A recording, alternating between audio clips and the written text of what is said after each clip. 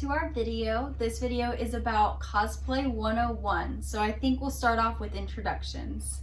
So we're Divine Creations Cosplay. We're a cosplay duo. We're currently located in Tulsa, Oklahoma. I'm Allison, and then this is my partner, Marley. And we do cosplay semi-professionally. And so we just wanted to take some time today and go over our panel on Cosplay 101.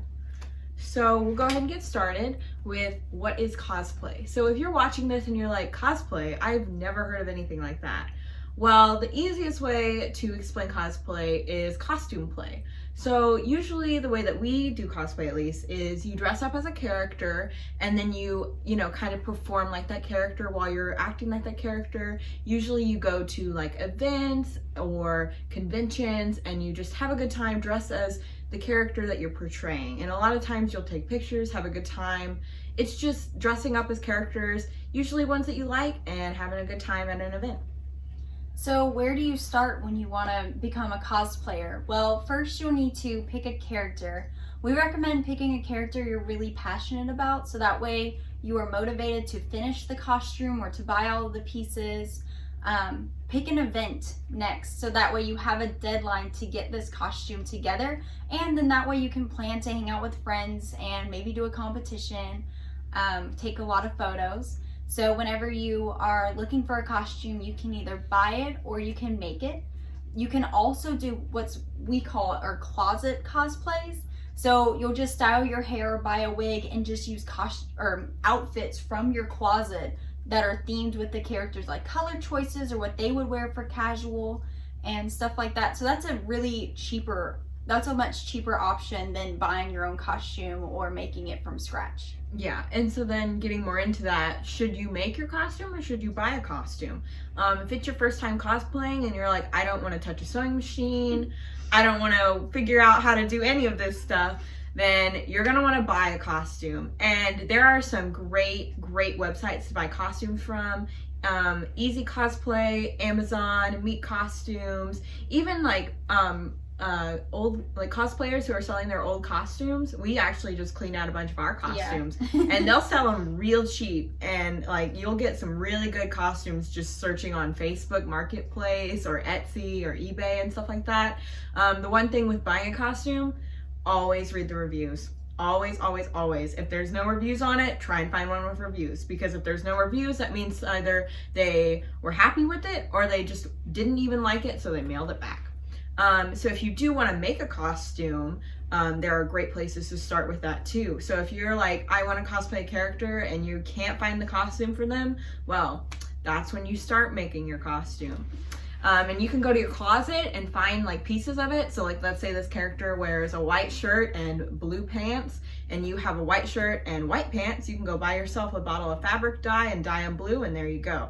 So you don't necessarily have to sew your entire costume from scratch either. It's just, figure out if you need to go and look at the thrift store, go in your closet, you need to go to the fabric store. And then if you don't, and you can buy your costume, and this is your first time, buy your costume. Live your best life. Have fun. That's what this is about, having fun. So who can cosplay? Well, anyone can cosplay, any age, gender. We've seen how young of a cosplayer. I've seen 6. Babies where 6. Parents have there will be very small infants dressed up as Baby Yoda at conventions. Anyone can cosplay. Yeah, and you can cosplay at any skill level. You can cosplay any gender character. Any race, any of that.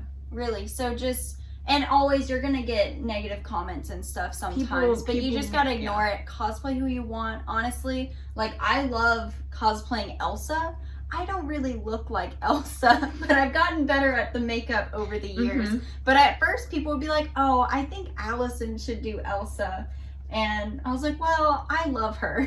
She loves Elsa more than I do. That's just the character that we use to, really, kind of be like, you can use whoever you want. Just pick any character. It doesn't matter if their body shape is different than you as well. I know a lot of cosplayers who will try to change their body shape by like working out a lot to try to be for this one character, but you don't really need to do that. I mean, they're committed. I'll tell them that. Oh yeah. But it's not necessary. Yeah, don't change yourself to be someone you're not. It's you in costume. It's called cosplay, costume play, not you trying to be an exact look-alike of someone. Having fun is the most important part. Yep. So then, you know, if you're at an event and you're in cosplay, of course you're going to want to know, like, well, what can I do in costume? Like, what is there to do at a convention? So the first thing I'm going to tell you right now is cosplay contests. And if you've never seen a cosplay contest, type in cosplay contests on YouTube and have a good time, because you'll see people in all sorts of different costumes walking a runway and strutting their stuff and showing off how good they look in their costume. And they are a lot of fun. We really enjoy them. But of course, you know, contests aren't for everyone. If you don't like cosplay contests, don't do it. Go find yourself a nice photo shoot to participate in, or like if you're cosplaying a character from My Hero Academia, set up a meetup at your convention and meet up with a bunch of different My Hero Academia like cosplayers and just have a good time hanging out with people who enjoy the same stuff as you. So there's a lot of stuff for you to do in cosplay at cons, just not just cosplay contests, but cosplay contests are a very, very big part of it.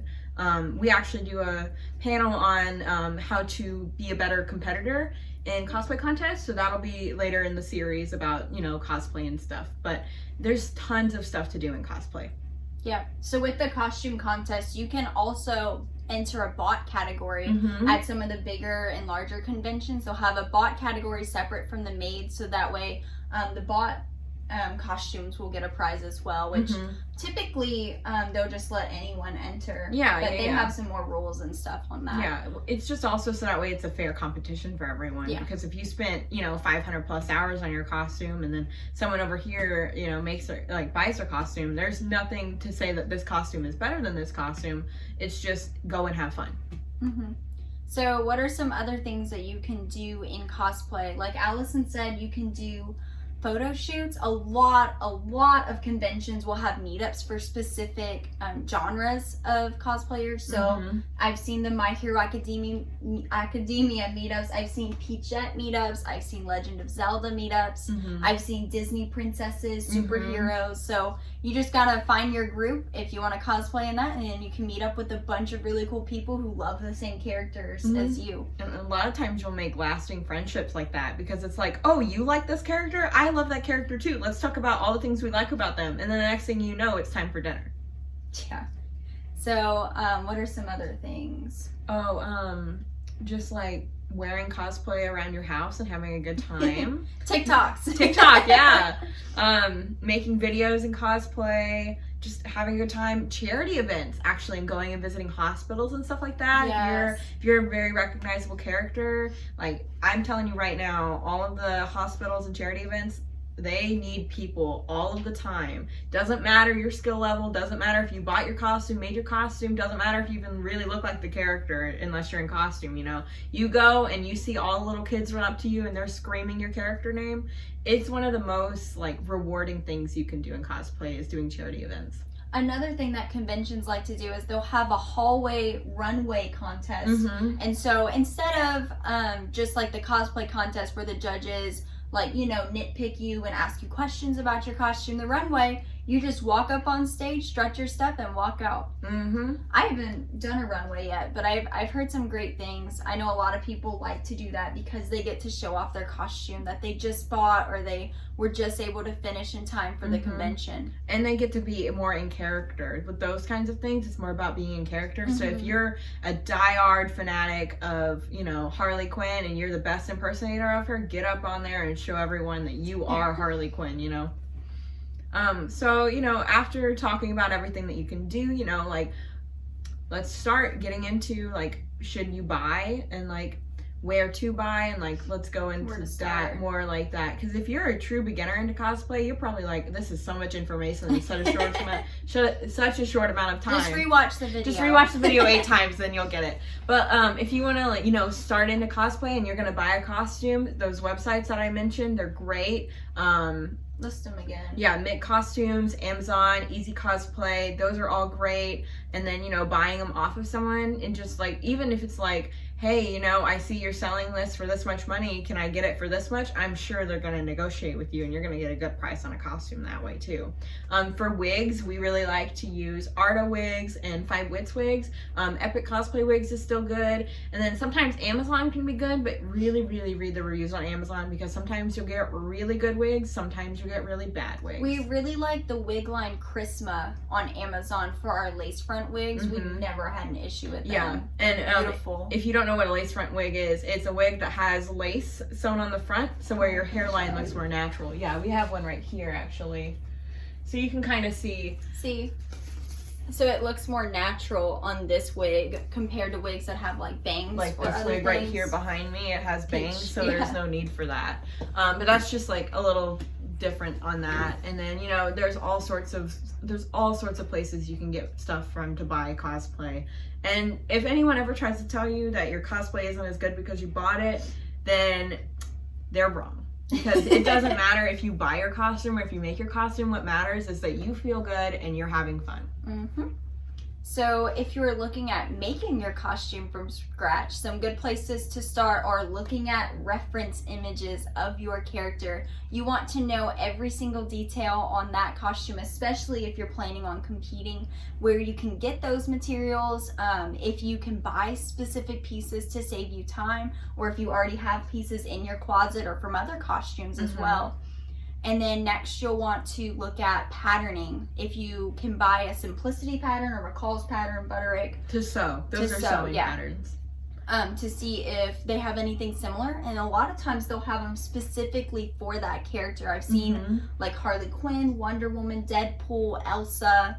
They've had like Victorian accurate era costumes as well. They've really expanded the cosplay patterning and stuff. So you can check that out at Joann's, Hobby Lobby, even Walmart sometimes. Amazon has them. Amazon and their websites will sell them sometimes for $3 a pattern. And if you don't know how much a pattern is, it's usually $15 to $20. I've also seen cosplayers selling patterns specifically for characters on Etsy or on their own little shops and stuff. Yeah. I know some big cosplayers that sell specific armor patterns from costumes that they've built on their Patreon or website or whatever they're selling it on. Kenpatsu Cosplay and Kamui Cosplay sell a lot, and I mean a lot of books and patterns. And if you want to figure out how to do anything, check out Kamui Cosplay's books and Kenpatsu Cosplay's patterns, because they are insane. If you're trying to learn a new skill for a particular cosplay, always check YouTube, because there are tons of tutorials out there specific for certain cosplay characters as well, or just an introduction for how to work with foam or sewing.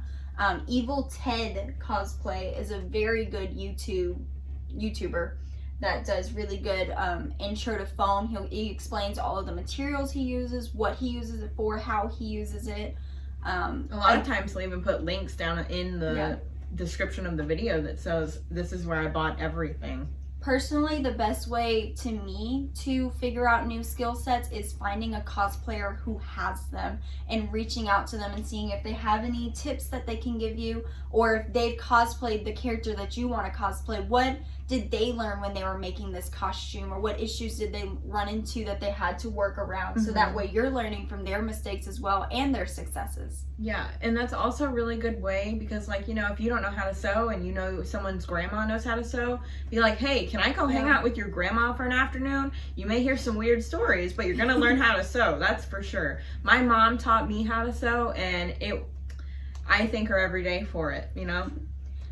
Whenever I decided to join in cosplay, I reached out to Allison and was like, hey, can you teach me how to sew? And she was like, well, I have a convention this weekend if you want to make a costume for it. And I was like, okay, let's go to Joann's and buy fabric. I want to make Elsa. We had a good time. Yeah, so she taught me to sew in a week, really. And it really helped having her sit me down, show her, this is what this part does, this is what this part does. You want to use this stitch for this part and that for this. And it just really helped having someone there to show me the way. Show you the way. So if you have the opportunity to do that, take it, like appreciate them, give them food, whatever you can. Take it and run with it. Yes, definitely. And if they can't meet with you in person, you know, always be like, hey, can we like FaceTime and you show me how to work this machine? Or, hey, can I call you real fast? I'm having an issue. Or, hey, you know, did you do this? Can we like video chat? Anything like that. Any help you can get, take it and run with it. Yeah, we've had cosplayers shadow us before where they just come over and watch us work, and they can ask us questions on what we're doing, why we're doing that, how it helps our costume. And yeah. And it's anywhere, if you want to start, figure out where you want to start and find someone to help you. Yeah, so thank you guys for watching this video. Some key points are anyone can cosplay, any character. Doesn't matter if it's bought or made. Most important part is to have fun and stick to a timeline. Don't pull all Don't wait till the last minute, okay? If you're gonna buy a costume from China, make sure you know that if it's gonna arrive within the amount of time that you have, because you'll order stuff from China and it'll say 4 to 6 weeks to get here. Sometimes it'll even take 8. So just make sure you give yourself enough time if you're gonna order anything or if you're gonna make anything, because you do not want to be rushed. Don't do all-nighters the day before the con, because you'll regret it. You won't get to spend as much time with your friends because you'll be napping on the con floor in the corner. You'll be grouchy, hungry. Probably a little stinky. So just avoid it at all costs. There's actually some apps out there that'll help you budget your time. I just downloaded Cosplanner, and that one, it stores my reference images, my progress photos, and it keeps me on track with my due dates. I can set reminders to be like, hey, get this done this day or by this date, and it just really helps me focus to make sure I'm meeting deadlines, so I'm not rushing myself at the end and then I'm not as happy with my costume. There's even physical planners on Amazon that you can buy. I think it's like called Cosplanner, something like that, and it's really nice. It's a really nice planner. If you're more physical with it and you want to write everything down, go look on Amazon for it. Would highly suggest. So thank you guys so much for watching this video. I hope it explained what cosplay is for some of you who don't know it. I hope it's inspired some people who already knew what cosplay was to get involved, to go to conventions, make new friends. Hello, welcome to Crafty Books by Tulsa City County Library. This project is from the book Stitch Camp by Nicole Blum and Catherine Newman, a woven key fob. We'll make our own loom for this one. Here's what's needed for this weaving project: cardboard, yarn or string, tape, scissors, a yarn needle if you have one, or a safety pin if you don't. 5 beads with big holes, and a key ring.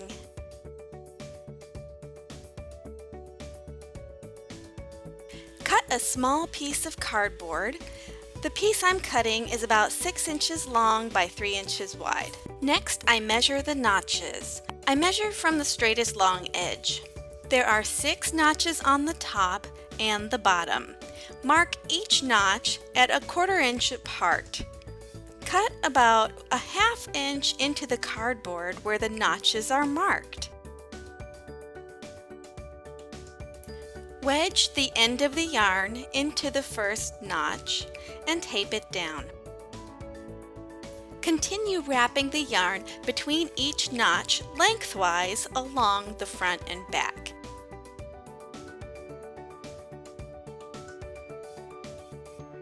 Tape the yarn on the back after the last notch. Cut the yarn free. Tape across all the yarn on the back for stability. Measure at least 3 feet of yarn to use for the weaving. And cut the yarn. A yarn needle or a safety pin is needed for the weaving. If using a safety pin, thread the yarn through the hole as shown.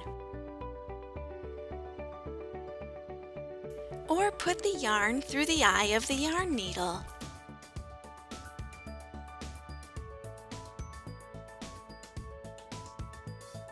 About 1 inch down from the top, begin weaving under, over, under, over, under, over. through the lines on the cardboard. Pull the yarn through, leaving about a 6-inch tail where you started. Go back across in the opposite direction, under, over, under, over, under, over. This second row of yarn is doing the opposite every other line. Pull the rest of the yarn through. Snug the second row up to the first row.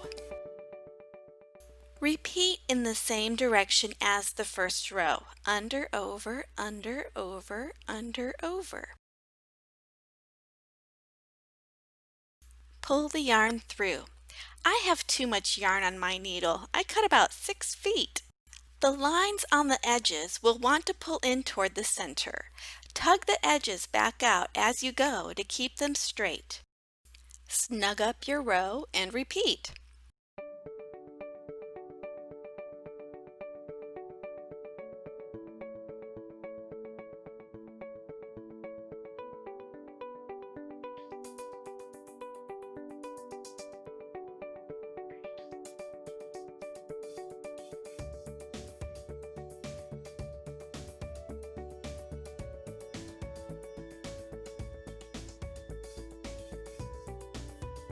"22 minutes later, I keep tension on the edge line as I pull the yarn through.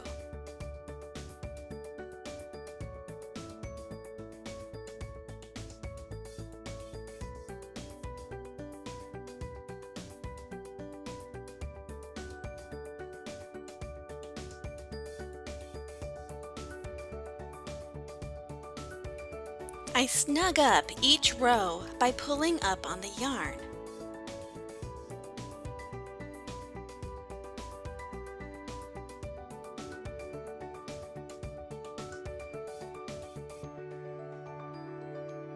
And also pushing the row up.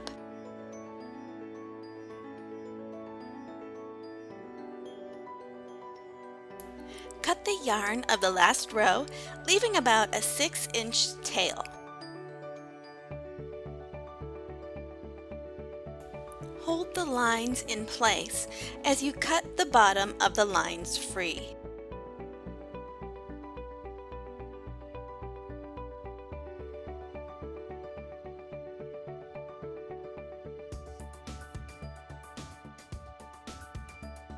Get 3 beads. Separate the 6 freed strands into 3 groups of 2.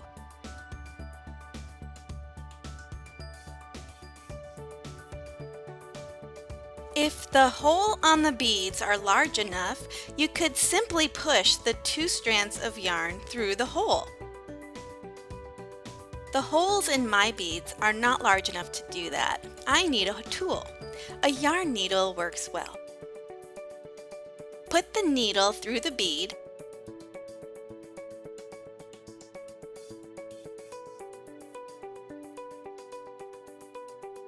Thread the yarn through the needle. Pull the yarn through the bead.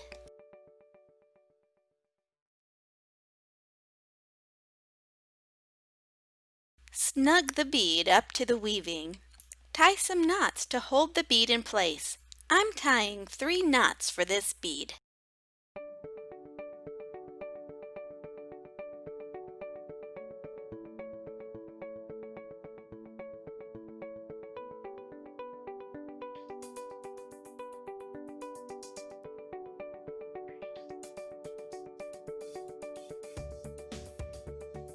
The next bead goes on the 2 middle strands.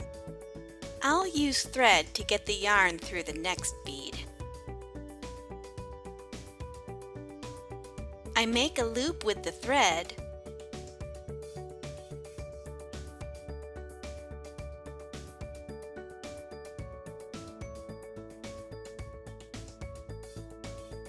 and push the loop through the bead.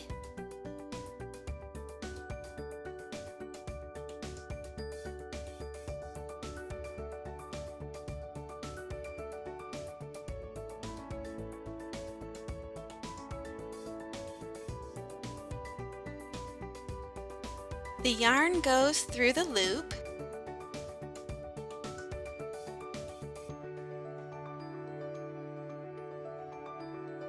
and I pull the yarn through the bead.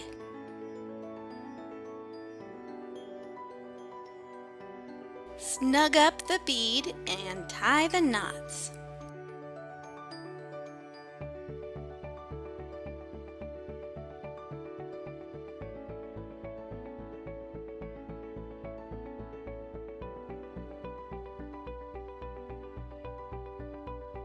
Attach the third bead on the last 2 strands like the others.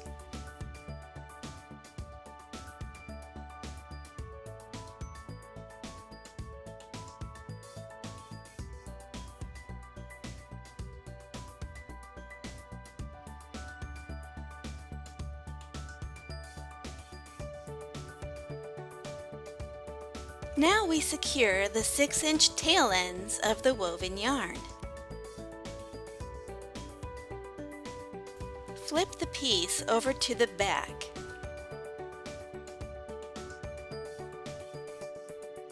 Get a yarn needle and thread one of the ends through. Push the needle into a column of weaving and poke the needle out the middle of the column and pull the yarn through.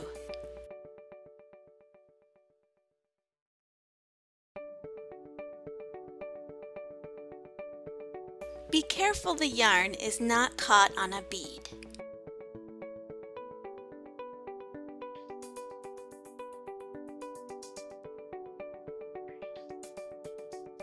We'll do the same with the top end piece. I'm squishing the top down a little, making it look neater. So the top end piece gets threaded into the needle. Then push the needle down into the top of the column, coming out in the middle.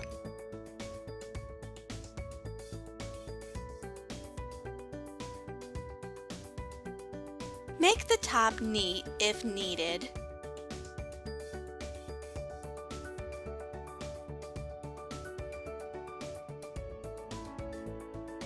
Then tie the 2 pieces coming out of the middle in a double knot.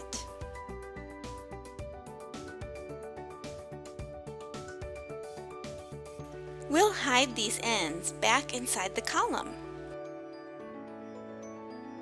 This time I poke the needle up into the column before threading it. Thread the needle, then pull the end up into the column.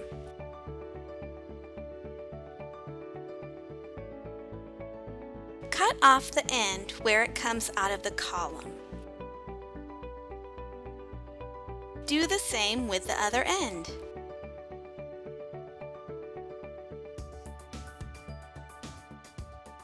Now remove the tape from the back of the cardboard.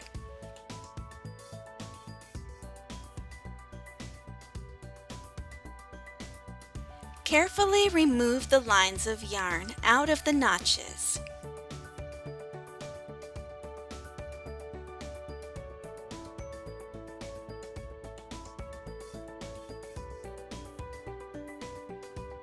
Separate these strands into 2 groups of 3. Pull each group of 3 strands through a bead and snug up the beads on each side of the weaving.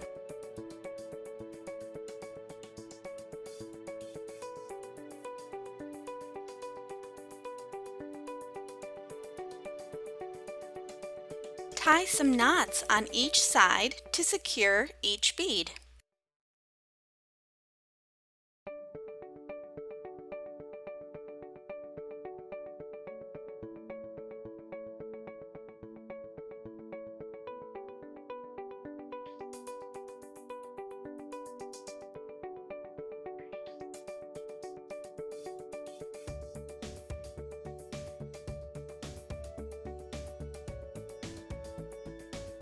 Before attaching the weaving to the key fob, I'm braiding each side. The tape dispenser helps anchor the piece for braiding.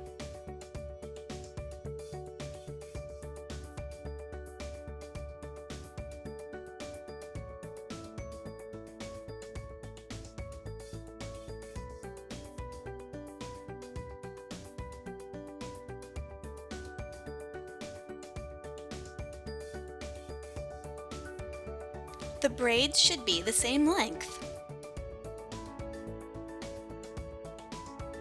You could tie the two sides directly together through the big ring.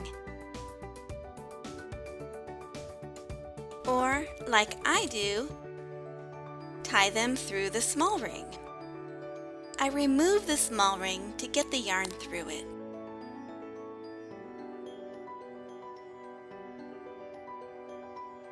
Then I anchor the weaving to tie the two braids together with a double knot.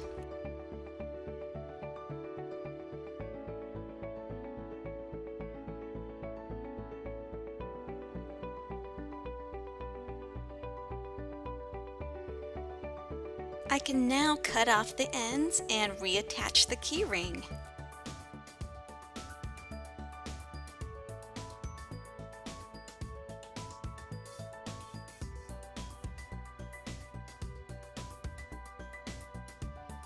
There's our beautiful hand-woven key fob. I love it! I hope you do too.